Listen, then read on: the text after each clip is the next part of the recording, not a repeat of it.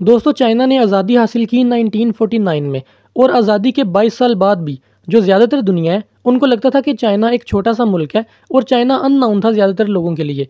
China का एक जजीरा है, लोग समझते थे कि बस यही चाइना है, हालांकि वो सिर्फ उसका एक प्रोविंस था। चाइना के टोटल 26 प्रोविंस थे और वो उनमें से एक था, और बाकी जो सारा चाइना है वो दुनिया के लिए अननोन था। और चाइना की पॉपुलेशन इतनी ज़्यादा थी कि दुनिया का जो 1/4 है, यानी अगर दुनिया की पॉपुलेशन के 4 हिस्से किए जाएं तो एक हिस्सा सिर्फ चाइना में एग्जिस्ट करता था। लेकिन 22 साल बाद अचानक से चाइना दुनिया के सामने आया और तेज़ी से तरक्की करना शुरू कर दी। चाइना ने स्माइल पॉलिसी इख्तियार की। स्माइल पॉलिसी मतलब कि जो दुनिया के जो लोग हैं उनको वेलकम करो अपने मुल्क में, ताकि वो अपना पैसा यहाँ पर लेकर आ सकें और इन्वेस्टमेंट करें। तो जैसे ही चाइना ने स्माइल पॉलिसी इख्तियार की तो दुनिया के लोगों ने भी अपना इंटरेस्ट शो किया और चाइना आने लग पड़े। चाइना का जो शहर है बीजिंग, वहाँ पे लोगों के वफद आते और एक वफद में 100 लोग होते। तो जो इस स्टोरी का जो राइटर है गैलियाजो सेंटिनी, वो बताता है कि जो उस वक्त चाइना का लीडर था जो एनलाई, वो इतने ज़्यादा लोगों से मिलता और हैंडशेक करता। अगर ये इसी तरह करता रहा तो ऐसे लगेगा जैसे उसका हाथ जो है वो कहीं टूट गया या खो गया।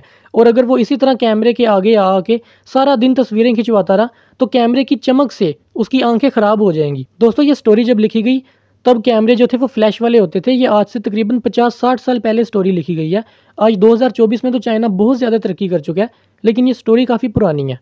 जिसने ये स्टोरी लिखी है गैलियाजो सेंटिनी, जो इटालियन राइटर है, वो बताता है कि अभी तो ये वो लोग हैं जो चाइना में इंटरेस्ट शो कर रहे हैं। अभी एक बड़ी लंबी लिस्ट है उन मुल्कों की जो अभी चाइना में आना चाहते हैं। गैलियाजो सेंटिनी कहता है कि जो चाइना है वो दुनिया में एक फैशन बन चुका है, और चाइना के जो जितने भी पॉलिटिशियंस हैं और जितने भी लोग हैं उन्होंने ठान लिया है कि वो अपने इस मुल्क को बेहतर बनाकर छोड़ेंगे। राइटर हमें बताता है कि चाइना ने अपने मुल्क को ग्रो करने के लिए काफ़ी एक्सपेरिमेंट किए जो बाकी दुनिया ने अभी नहीं किए थे। तो पहला है एन एग्जाम्पलरी सोशल एक्सपेरिमेंट, कि यानी चाइना ने एक सोशल एक्सपेरिमेंट किया।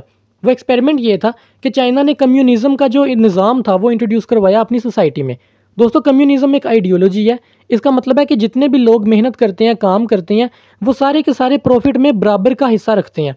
अगर एक बंदा कम काम करता है और दूसरा बंदा ज़्यादा काम करता है, लेकिन जब उसका प्रॉफिट आएगा तो उन सारों के दरमियान इक्वली वो डिवाइड होगा।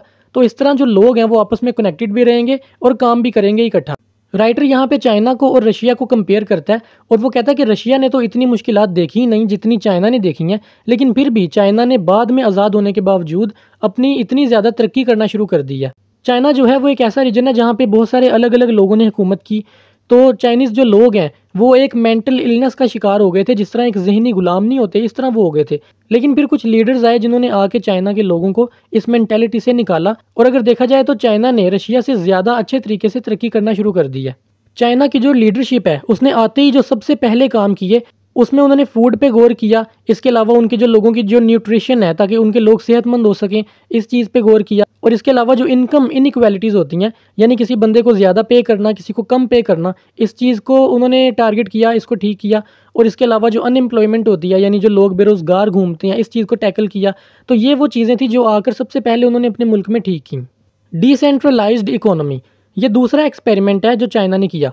दोस्तों, सेंट्रलाइज्ड इकोनॉमी कहते हैं कि थोड़े से लोगों को इख्तियार दे देना कि वो अपने मुल्क के फैसले कर सकें। जैसा कि पाकिस्तान एक सेंट्रलाइज्ड इकोनॉमी है, सिर्फ 1% लोग पाकिस्तान के फैसला करते हैं कि हमें क्या करना है और क्या नहीं। बाकी जो 99% लोग हैं वो चाहे जो मर्जी चाहें, इन 1% को कोई असर नहीं होता, इनको कोई फ़र्क नहीं पड़ता।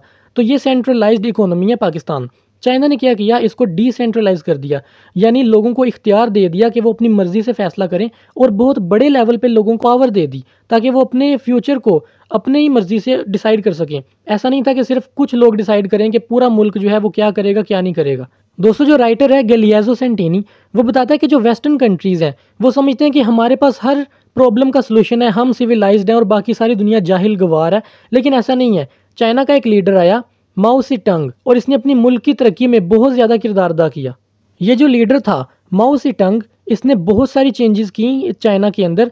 इसने सबसे पहले तो उसको डिसेंट्रलाइज्ड इकोनॉमी बनाया। उसके बाद इसने जो अपने बड़े बड़े शहर हैं वहाँ से गाड़ियों की तादाद को कम किया, क्योंकि इसके ख्याल में हम जितना ज़्यादा टेक्नोलॉजी के ऊपर रिलाई करेंगे उतने ज़्यादा हम काहिल और सुस्त होते जाएंगे। इसका यह मतलब नहीं है कि इसके पास पैसे नहीं थे गाड़ियाँ खरीदने के, बल्कि ये चाहता था कि हम टेक्नोलॉजी से और ये जो रोबोटिक चीज़ें हैं इनसे दूर रहें। इसके अलावा जितनी भी एडवर्टाइजमेंट होती है सड़कों के इधर उधर, उन सबको इसने हटा दिया कि जब बंदा सड़क पर जा रहा हो तो हर तरफ किसी ना किसी चीज़ के इश्तिहार लगे हैं, वो सब हटा दिए। जो नियॉन साइंस होते हैं, जो लाइटों के जो नियॉन साइंस हैं, उनको भी इसने हटा दिया। और जो 3 मेन प्रॉब्लम्स थी सोसाइटी की, मनी, अल्कोहल और सेक्स, इन तीनों को इसने कंट्रोल किया। और इसको कंट्रोल करने की वजह से जो इनकी बढ़ती हुई पॉपुलेशन थी वो भी कंट्रोल होना शुरू हो गई। दोस्तों, जो राइटर है गलियाजो सेंटिनी, वो बताता है कि सन 2000 में चाइना जो है वो एक बड़ी पावरफुल कंट्री बनकर उभरेगा, और इसके अलावा ये मॉडर्न भी होगा और साथ साथ अपनी जो ट्रेडिशंस हैं उनको भी बरकरार रखेगा। आज 2024 चल रहा है और हम सब जानते हैं कि चाइना कितना ज़्यादा पावरफुल हो चुका है। ये स्टोरी आज से 50-60 साल पहले लिखी गई थी। स्टोरी का जो राइटर है वो बताता है कि चाइनीज़ लोग किस तरह बड़े पैमाने पर काम करते हैं, और खेतों में जो ज़्यादातर किसान हैं वो कम्युनिटीज़ के अंदर काम करते हैं। उन्होंने अपनी कम्युनिटीज़ बनाई हैं। जिस तरह मैंने पहले बताया कि कम्युनिज़्म का निज़ाम है कि जितना भी प्रॉफिट होगा वो सब में बराबर डिवाइड किया जाएगा। इस तरह ये काम करते हैं, और ये सारे के सारे अपने हाथों से काम करते हैं ट्रेडिशनल वे में। मशीनें वगैरह रोबोटिक्स आम यूज़ नहीं करते, क्योंकि इनका जो लीडर है माओ सी टंग, उसका ये ख्याल है कि मशीनों को हम अपने से दूर ही रखें तो बेहतर है। माओ सी टंग का ख्याल था कि जो मशीनें हैं वो जल्दी काम कर सकती हैं, बड़े पैमाने पे काम कर सकती हैं और सस्ता काम कर सकती हैं, लेकिन इसके काम करने से ये होगा कि जो इंसानों के अंदर जो जज्बा है काम करने का वो ख़त्म हो जाएगा। वो चाहता था कि चाइनीज़ लोगों के अंदर काम करने का जज्बा बरकरार रहे, ताकि वो रिवोल्यूशनरी पीपल बन के रह सकें, यानी वो मुश्किलात को झेल सकें। चाइना के टोटल 26 सूबे हैं, और 26 के 26 सूबे अपने आप को अपने अंदाज से चलाते हैं। जब भी कोई जंग होती है तो 26 के 26 सूबे अपने आप को अलग अलग तरीके से जंग के लिए प्रिपेयर करते हैं। तो ये ऐसा है कि अगर कोई बंदा अटैक करेगा चाइना पे तो वो खो कर रह जाएगा, वो गुम हो जाएगा इन 26 सूबों के अंदर। Day in the life of a 16 year old. अब जो राइटर है गलियाजो सेंटिनी, वो यहाँ पे चाइना की रहने वाली एक छोटी लड़की जो 16 साल की है उससे अपनी डेली रूटीन पूछता है। तो वो 16 साल की जो लड़की है वो बताती है कि वो अपना दिन कैसे गुजारती है। वो कहती है मैं सुबह 6 बजे उठती हूँ और घर के थोड़े से काम करती हूँ, अपना ब्रेकफास्ट करती हूँ और फिर 8 बजे स्कूल के लिए निकल जाती हूँ, और फिर मैं 11 बजे वापस आती हूँ स्कूल से, आकर अपना दोपहर का खाना खाती हूँ और फिर 1:30 बजे वापस स्कूल चली जाती हूँ, और फिर 3 बजे वापस आती हूँ स्कूल से दोबारा। वो कहती है उसके बाद मैं अपना होमवर्क करती हूँ। तो राइटर पूछता है कि तुम कितना टाइम लगाती हो अपना होमवर्क करने में। वो कहती है होमवर्क तो मैं स्कूल में ही कर लेती हूँ, घर आकर मैं जो बाकी लेसन्स होते हैं वो पढ़ती हूँ 4 बजे तक, और इसके बाद मैं न्यूज़पेपर पढ़ती हूँ और रेडियो सुनती हूँ। राइटर पूछता है कि तुम रेडियो में क्या सुनती हो। वो कहती है कि जितनी भी जो पॉलिटिकल न्यूज़ होती हैं, जो खबरें सियासत से रिलेटेड होती हैं, मैं वो सब सुनती हूँ। तो वो पूछता है कि क्या तुम अपने दोस्तों के साथ बाहर जाती हो। तो वो कहती है कि हाँ, मेरे जो हम उम्र लड़के और लड़कियाँ हैं मैं उनके साथ बाहर जाती हूँ, और हम कभी स्पोर्ट्स खेलते हैं और कभी पिंग पोंग खेलते हैं। दोस्तों, ये गेम है चाइना में, पिंग पोंग। Chinese women. दोस्तों, चाइना में जो औरतें हैं वो औरतों की तरह बिहेव नहीं करती। अब इसका मतलब ये है कि वो ना कोई ब्यूटी प्रोडक्ट यूज़ करती हैं, ना उनके ड्रामाज में, लिटरेचर में सेक्स का बहुत ज़्यादा एलिमेंट होता है जिस तरह वेस्ट में हम देखते हैं। और इसके अलावा चाइना में ओपियम होने के बावजूद भी वहाँ पे ड्रग्स नहीं होती, और वहाँ की जो औरतें हैं वो मर्दों के शाना बिशाना काम करती हैं और उन्हें कोई शर्म नहीं आती इसमें। वो ये नहीं समझती कि हम औरतें हैं, हम घर संभालेंगी, बल्कि वो काम करती हैं। ये औरतें दिन में 8 घंटे काम करती हैं, और इसके अलावा इनकी जो हॉस्पिटलाइजेशन है, जो मेडिकल केयर है, नर्सरी, वो सब कुछ फ्री होता है हुकूमत की तरफ से। और अगर इनके यहाँ किसी बच्चे की विलादत होनी हो तो उन्हें 56 डेज़ पहले छुट्टी दे दी जाती है काम से, और उन्हें उस 56 डेज़ की सैलरी भी दी जाती है। Social security benefits. दोस्तों, राइटर बताता है कि अगर आपने 1 महीना गुजारना हो, जैसा कि फॉर एग्जांपल बीजिंग शहर है, वहाँ पे अगर आप 1 महीना गुजारें तो आपका जो टोटल खर्चा आएगा वो 12 से 14 युवान आएगा। दोस्तों, युवान वहाँ की करेंसी है, जैसे पाकिस्तान में रुपीज़ है, इस तरह चाइना में युवान है। जो चाइनीज़ वर्कर हैं चाइना में, जितने भी जो लोग काम करते हैं, उनका जो मेडिकल ट्रीटमेंट है वो बिल्कुल फ्री होता है, और अगर उनके किसी फैमिली मेम्बर ने अपना मेडिकल ट्रीटमेंट कराना है तो उन्हें सिर्फ 50% पे करना पड़ेगा, बाकी 50% उन्हें डिस्काउंट दिया जाएगा। और अगर किसी बंदे को पैसों का इशू चल रहा है तो उसकी जो कंपनी है वो मुदाखलत करेगी और उस बंदे को पे करेगी। और इसके अलावा अगर किसी बंदे की इनकम बहुत ज़्यादा थोड़ी है और उसके अखराजात ज़्यादा है तो कंपनी उसे इतना पे करेगी जितने उसके घर के टोटल अखराजात हैं। और इसके अलावा जो वर्कर्स हैं, जो मेल वर्कर्स हैं वहाँ पे, वो 60 साल की उम्र में रिटायर हो जाते हैं, और जो फीमेल हैं वो 50 या 55 साल की उम्र में रिटायर हो जाती हैं।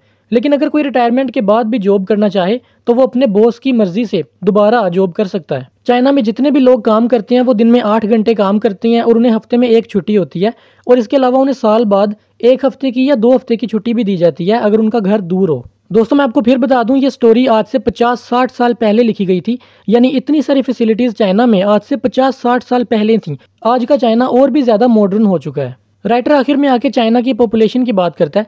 वो कहता है कि जो इतनी ज़्यादा पॉपुलेशन है, जब दुनिया को पता चला तो दुनिया सोचती थी कि ये कैसे अपने आप को मैनेज करेंगे, इतनी ज़्यादा पॉपुलेशन अपने आप को नहीं संभाल पाएगी, ये कैसे इतना खाना प्रोड्यूस करेंगे, ये कैसे इतना कपड़ा प्रोड्यूस करेंगे।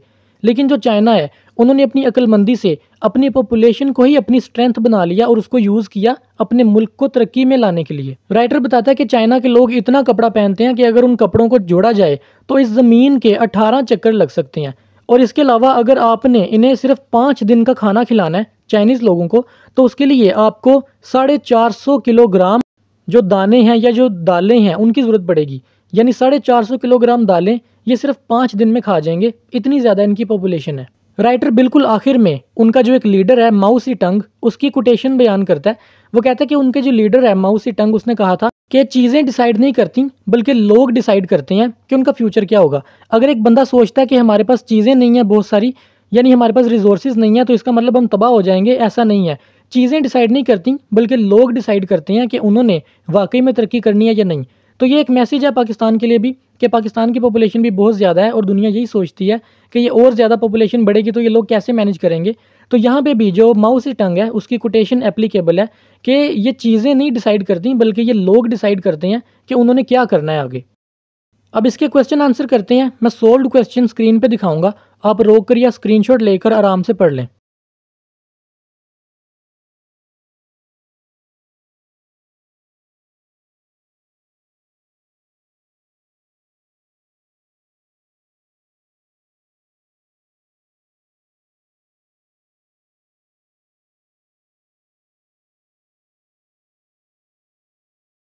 मुझे उम्मीद है आपको वीडियो पसंद आई होगी। अगर आपका कोई सवाल या सजेशन हो आप कमेंट्स में बता सकते हैं। तो मिलते हैं अगली वीडियो में।